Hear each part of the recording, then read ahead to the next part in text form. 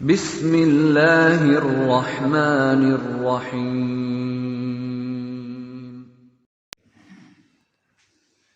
الحمدللہ رب العالمین والعاقبۃ للمتقین والصلاة والسلام علی سید الانبیاء والمرسلین، اما بعد فاعوذ باللہ من الشیطان الرجیم، بسم اللہ الرحمن الرحیم۔ الا انہم هم المفسدون ولکن لا یشعرون، آمنت باللہ صدق اللہ مولانا العظیم وبلغنا رسولہ النبی الکریم الامین۔ خبردار، یہی لوگ فساد پھیلانے والے ہیں اور لیکن یہ شعور نہیں رکھتے۔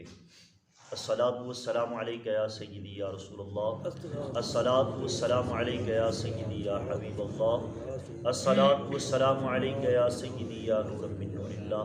وعلی آلک و اصحابک یا حبیبی یا سیدی یا محمد رسول اللہ صلی اللہ علیہ وسلم۔ اللہ تبارک و تعالیٰ کی لا تعداد بے شمار حمد و ثنا کے بعد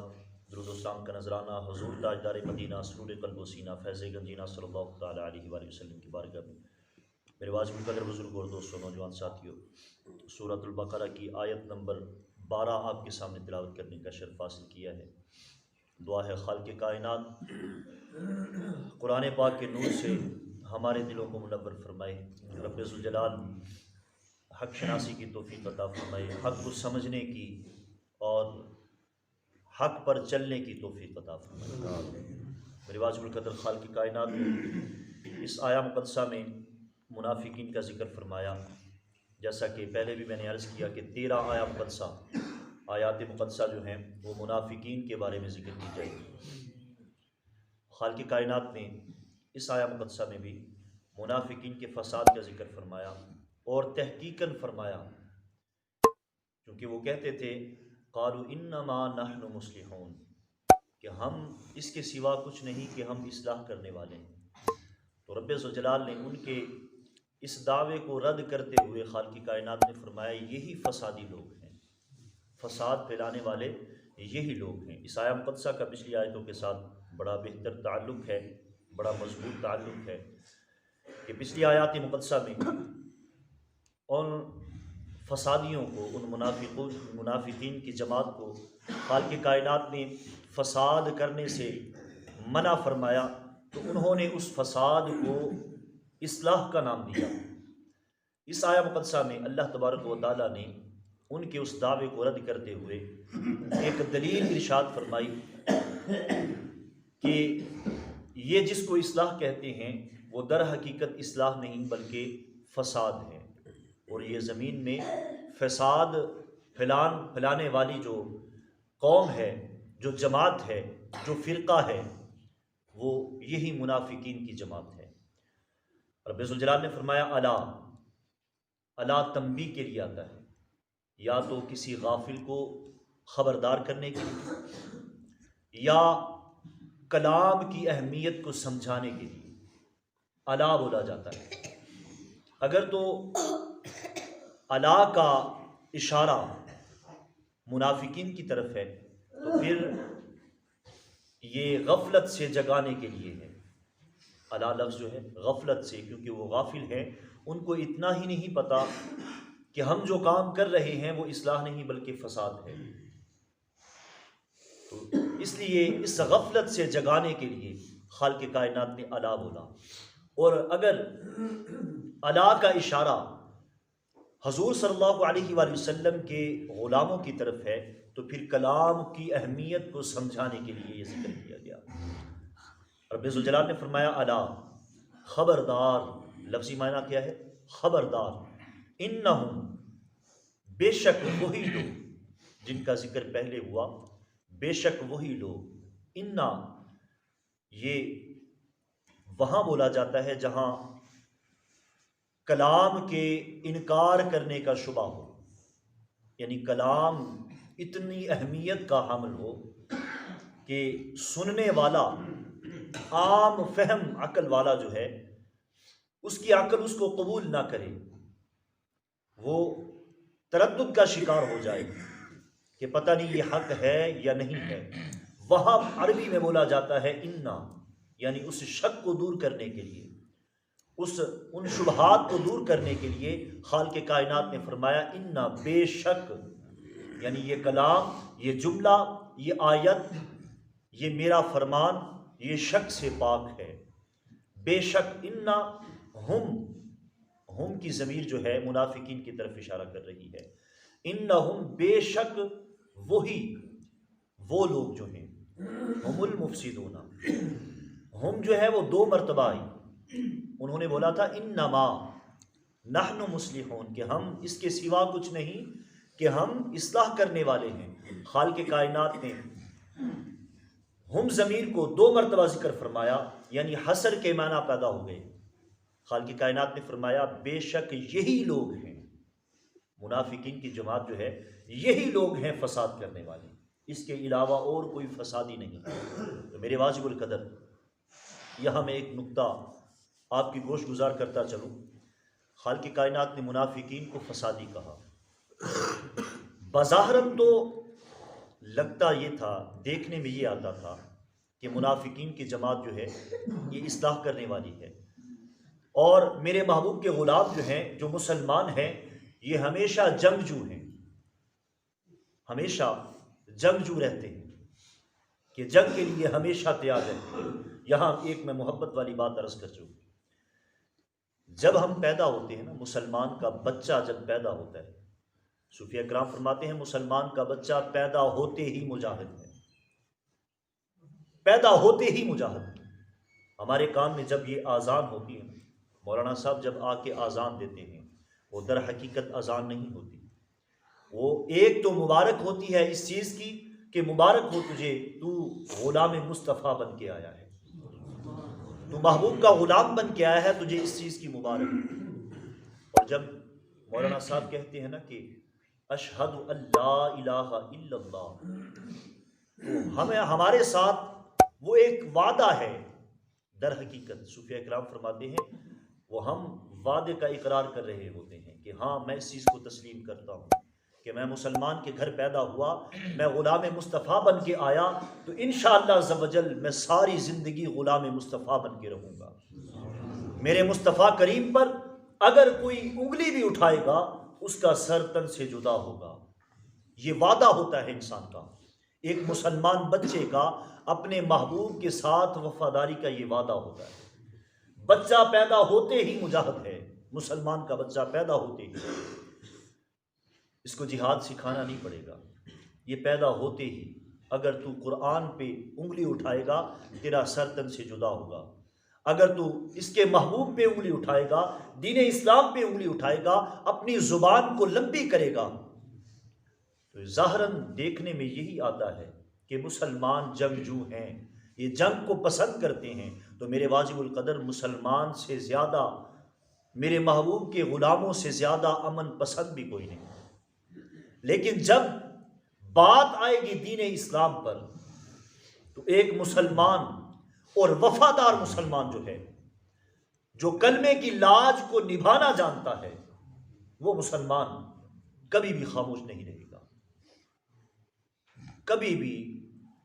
گھر میں خاموش بیٹھا نہیں رہے گا، وہ سڑکوں میں نکلے گا، اگرچہ بیماری کے ساتھ، میرا اشارہ سمجھیے گا، اگر بیماری کے ساتھ اس کی ٹانگوں میں طاقت موجود نہ ہو تب بھی وہ سڑکوں پہ نکلے گا، کیونکہ اس کی ذات کی بات نہیں ہے، اس ذات کی بات ہے جس پر جان دینے کا وعدہ بچپن میں ماں کی گود میں اس نے کیا ہے۔ تو پھر وہ خاموش کیسے بیٹھے گا؟ خاموش کیسے بیٹھ سکتا ہے؟ ایک کافر اپنے گھر میں بیٹھا، اپنے ملک میں بیٹھا، اس کے نبی پر غلیظ بولے، غلاظت بکے، تو یہ مسلمان جس نے وفاداری کا وعدہ کیا ہے یہ خاموش نہیں بیٹھ سکتا، کبھی بھی خاموش نہیں بیٹھ سکتا۔ اب تم میڈیا پہ جا کے جیسے مرضی بکواس کر لو کہ یہ فسادی ہیں، رب ذوالجلال نے قرآن میں اعلان کر دیا کہ یہ فسادی نہیں، جو دین اسلام کی اشاعت کرتے ہیں وہ فسادی نہیں ہو سکتے۔ در حقیقت فسادی وہ ہیں جو دین اسلام پہ آنچ آئے تو خاموش ہو جائے۔ میں یہاں میڈیا والوں کو بھی پیغام عرض کرتا چلوں، کہ سب سے بڑی منافق جماعت اگر دیکھنی ہے تو میڈیا ہماری دیکھ لیں، ہماری پاکستان کی میڈیا جو ہے، کہ دنیا کی بات آئے، تیرے وزیر اعظم کو چھینک بھی آ جائے تو اس کو ہیڈ لائن بنا دے، اور تیرے مصطفیٰ کریم پر، تیرے محبوب پر لوگ بکواس کریں، ان کے خلاف اٹھنے والی جماعت کا تو ہیڈ لائن بھی نہ دے، تو پوری میڈیا خاموش ہو جائے جیسے سانپ نے سونگھ لیا، تو سب سے بڑی منافقین کی جماعت اگر دیکھنی ہے تو ہمارے پاکستان کی میڈیا کو دیکھ لیجیے کہ ہلکی سی ہلکی خبر بھی جو ہے ان کی کوشش ہوتی ہے کہ سب سے پہلے ہماری میڈیا پہ چلے، لیکن جب محبوب خدا کی بات آئے، جب تیرے قرآن کو جلانے والے کے خلاف اگر کوئی آواز اٹھائے، تیرا ضمیر تجھے جھنجھوڑتا نہیں کہ جس نبی کا تو نے کلمہ پڑھا ہے، جس قرآن کی تو نے قیامت والے دن تک حفاظت کرنی ہے، آج اس قرآن کی باری آئی تو تیرا میڈیا خاموش ہو گیا۔ اللہ تبارک و تعالیٰ ان کو ہدایت عطا فرمائے۔ خالق کائنات نے فرمایا الا انہم هم المفسدون، یہی وہ لوگ ہیں جو فساد پھیلانے والے ہیں، یہی لوگ فساد پھیلانے والے ہیں۔ هم المفسدون،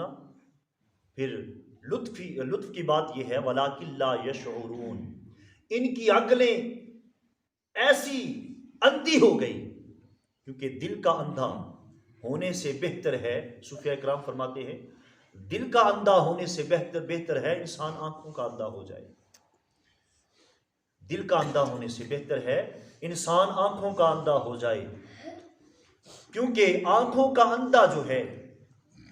وہ تو بھٹکتا ہے صرف دنیا میں، اس کی صرف دنیا جو ہے وہ اندھیری ہوتی ہے، لیکن جو دل کا اندھا ہو اس کی دنیا بھی اندھیری ہوتی ہے اور اس کی آخرت بھی برباد ہو جاتی ہے۔ اس سے بہتر ہے کہ آنکھوں کا انسان اندھا ہو جائے، لیکن دعا کیجئے کہ کوئی دل کا اندھا نہ ہو۔ خالق کائنات نے فرمایا یہ دل کے اندھے ہیں، ان کے دلوں میں جو ہدایت کی بات ہے اس کو یہ گمراہی کہتے ہیں، اس کو یہ فساد کہتے ہیں، اور جو گمراہ کن بات ہے، جو کفر ہے، اس کو یہ ہدایت سمجھتے ہیں۔ اللہ تبارک و تعالیٰ کرم فرمائے۔ اس آیہ مقدسہ سے چند فوائد آپ کی گوش گزار کرنے ہیں۔ سب سے پہلا فائدہ یہ کہ اللہ والوں کی صحبت میں بیٹھنا یہ در حقیقت دین اسلام ہے، یہ ہے دین اللہ والوں کی صحبت میں بیٹھنا دین ہے، اور اللہ والوں کے خلاف بولنا یہ دنیا ہے، یہ فساد ہے۔ خالق کائنات نے اشارہ اس طرف بھی فرمایا کہ اللہ والوں کی جب انسان صحبت میں بیٹھتا ہے تو پھر اس کو دین کی طرف رغبت ملتی ہے، دنیا سے چھٹکارا ملتا ہے، اور جب جو انسان اللہ والوں کی صحبت سے دور ہوتا ہے اور جو انسان اللہ والوں کے خلاف اپنی زبان دراز کرتا ہے، در حقیقت خالق کائنات نے فرمایا وہی فسادی۔ اور دوسرا فائدہ اس آیہ مقدسہ سے ہمیں یہ بھی حاصل ہوتا ہے کہ فسادیوں کی جماعت خالق کائنات نے ان کا ذکر فرمایا، جس سے پتہ چلا کہ محبوب خدا کی صحبت میں بیٹھنے والا انسان فسادی نہیں ہو سکتا۔ جو میرے محبوب کی صحبت میں بیٹھے اور جن کے بارے میں آقا علیہ السلام نے یہ فرما دیا ہو کہ جس نے ہدایت حاصل کرنی ہو میرے بعد میرے صحابہ سے محبت کرے، میرے صحابہ ہدایت کے ستارے ہیں۔ اب آج کا مولوی چند کتابیں پڑھ کر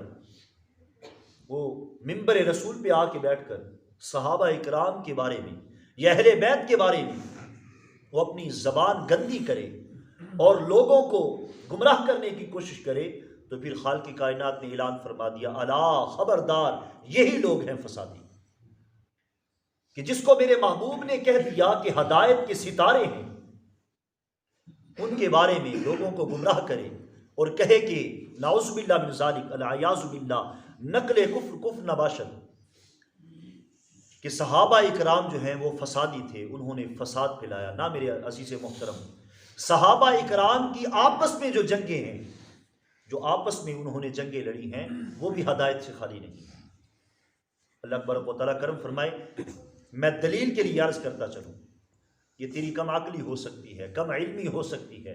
تیری کتاب تجھے دھوکہ دے سکتی ہے، لیکن اللہ کا نبی اور اللہ کا بھیجا ہوا قرآن کبھی بھی گمراہ نہیں کر سکتا۔ خالق کائنات دوسرے مقام پہ سورہ یوسف میں رب ذوالجلال نے حضرت یوسف علیہ السلام کے بھائیوں کو، آپ نے یہ قصہ کہانی سنا ہوگا، حضرت یوسف علیہ السلام کے بھائیوں نے ان کے ساتھ کیسا معاملہ کیا کہ باپ سے جدا کر کے قافلے کی صورت میں گئے کہ ہم سیر و سفاہت کے لیے اور بکریاں چرانے کے لیے آج یوسف کو بھی لے جانا چاہتے ہیں، اور پھر اندھیرے کنویں میں آپ کو پھینک دیا گیا۔ کیسا جبرانہ انداز آپ کے سامنے، آپ کے ساتھ انہوں نے بھائیوں نے برتاؤ کیا، لیکن قرآن پڑھ کے دیکھیے قرآن ان بھائیوں کے بارے میں کیا کہتا ہے۔ رب ذوالجلال نے فرمایا انی رأیت احد عشر کوکبا۔ اب یہ لفظ ہم نہ قرآن سے مٹا سکتے ہیں نہ قرآن سے نکال سکتے ہیں، ہماری کیا مجال۔ رب ذوالجلال نے قرآن بنایا، رب ذوالجلال نے قرآن بھیجا، جبرائیل قرآن لے کے آنے والے، اور میرے محبوب کے قلب اطہر پر یہ قرآن نازل ہوا ہے، تو ہم اس قرآن کے ہر حرف پر ایمان لاتے ہیں۔ میرے رب ذوالجلال نے حضرت یوسف علیہ السلام کے بھائیوں کو چمکتے ہوئے ستارے کہا، انی رأیت، بے شک میں نے دیکھا۔ حضرت یوسف علیہ السلام نے اپنے والد محترم کو خواب بتایا نا، اس خواب کا ذکر فرماتے ہوئے رب ذوالجلال نے اس خواب کا ذکر فرمایا کہ یوسف علیہ السلام عرض کرتے ہیں ابا جان انی رأیت، بے شک میں نے دیکھا، احد عشر، 11 دیکھیے کیا چیز، کوکبن، ستارے۔ وہ ستارے کون تھے؟ وہ حضرت یوسف علیہ السلام کے بھائی تھے۔ تو خالق کائنات نے ان کو چمکتے ہوئے ستارے کہا۔ اب ہماری کیا مجال کہ ہم ان کو گمراہ کہہ سکیں۔ اللہ تبارک و تعالیٰ کرم فرمائے،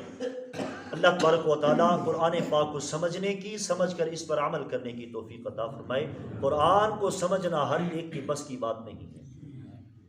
قرآن نے خود ہی اعلان کیا ہے مجھے بعض پڑھنے والے گمراہ ہو جائیں گے،